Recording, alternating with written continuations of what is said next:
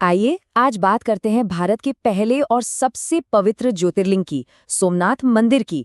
गुजरात के प्रभास पाटन में मौजूद ये मंदिर सिर्फ एक पूजा की जगह नहीं है, बल्कि ये भारतीय संस्कृति की उस भावना की कहानी है जो कभी हार नहीं मानती। जरा सोचिए, इस पवित्र जगह को इतिहास में एक या दो बार नहीं, बल्कि पूरे 17 बार, जी हाँ, 17 बार तोड़ा गया। तो फिर सवाल ये उठता है कि इतने हमलों, इतने विनाश के बाद भी ये शानदार मंदिर आज हमारे सामने खड़ा कैसे है? चलिए आज इसी असाधारण कहानी की परतों को खोलते हैं। इस मंदिर की कहानी वो तो पौराणिक कथाओं से शुरू होती है, और मजे की बात यह है कि इसका नाम ही इसकी शुरुआत का राज बताता है। सोमनाथ, इसका मतलब है सोम यानी चंद्रमा, और नाथ यानी उनके स्वामी भगवान शिव। तो नाम का ये मतलब ही हमें इसकी दिव्य कहानी तक ले जाता है। तो कहानी कुछ यूं है कि चंद्रदेव यानी मून गॉड, उनको अपने ससुर प्रजापति दक्ष से श्राप मिला कि उनकी सारी चमक, सारी रोशनी चली जाएगी। अब इस श्राप से बचने के लिए चंद्रदेव ने इसी जगह प्रभास क्षेत्र में भगवान शिव की बहुत ही कठोर तपस्या की। उनकी भक्ति से शिवजी खुश हुए, प्रकट हुए और उन्हें ये आशीर्वाद दिया कि उनकी रोशनी घटेगी जरूर, लेकिन फिर वापस बढ़ भी जाएगी। और बस यही वो पवित्र जगह थी जो पहला ज्योतिर्लिंग बनी, मतलब शिव के दिव्य प्रकाश का वो स्तंभ जहां वो खुद प्रकट हुए थे। लेकिन इस पौराणिक शांति के बाद इस मंदिर ने देखा विनाश और हमलों का एक बहुत लंबा और दर्दनाक दौर। इतिहास के पन्ने ना क्रूर हमलों से भरे पड़े हैं। देखिए, 1026 सीई में महमूद गजनवी ने इस पर हमला किया और इसे लूटा। फिर करीब 300 साल बाद 1399 में अलाउद्दीन खिलजी की सेना ने इसे तहस नहस कर दिया, और ये सिलसिला रुका नहीं। 1451 में गुजरात के सुल्तान महमूद बेगड़ा ने इसे एक बार फिर तोड़ा। ये तो बस कुछ उदाहरण हैं, ये तबाही सदियों तक चलती रही। और जानते सबसे चौंकाने वाली बात क्या है? अकेले महमूद गजनवी ने मंदिर से 20 मिलियन दीनार की दौलत लूटी थी। आप अंदाजा लगा सकते हैं कि उस जमाने में ये कितनी बड़ी, कितनी अकल्पनीय रकम होगी। लेकिन हर हमले का मकसद सिर्फ लूटना नहीं था।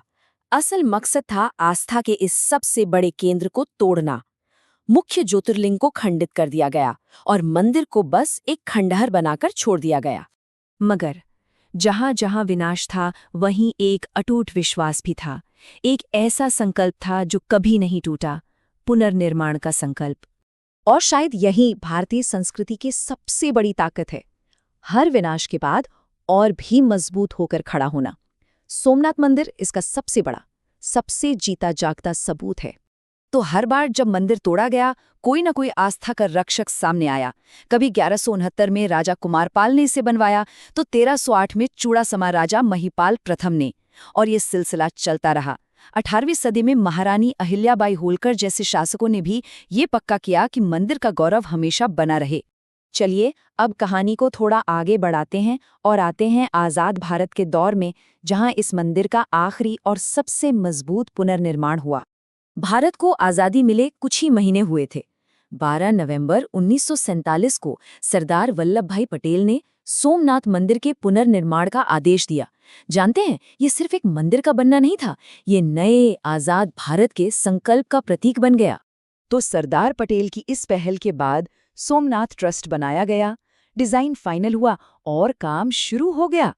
और फिर वो ऐतिहासिक दिन आया, 11 मई 1991, जब भारत के पहले राष्ट्रपति डॉक्टर राजेंद्र प्रसाद ने इस नए भव्य मंदिर का उद्घाटन किया।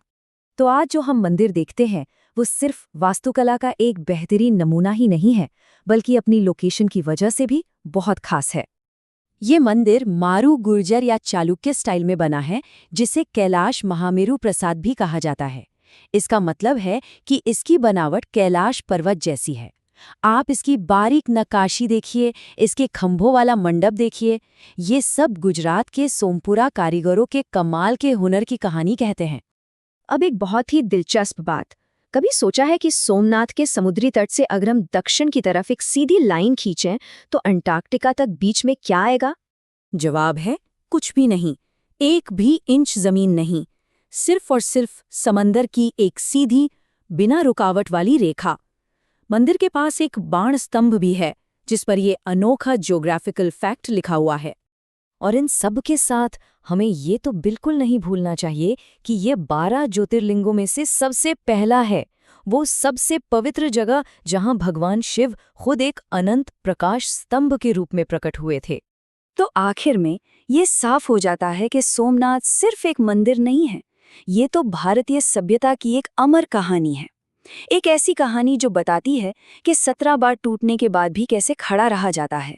ये अटूट आस्था की वो मिसाल है जो आने वाली न जाने कितनी पीढ़ियों को प्रेरणा देती रहेगी।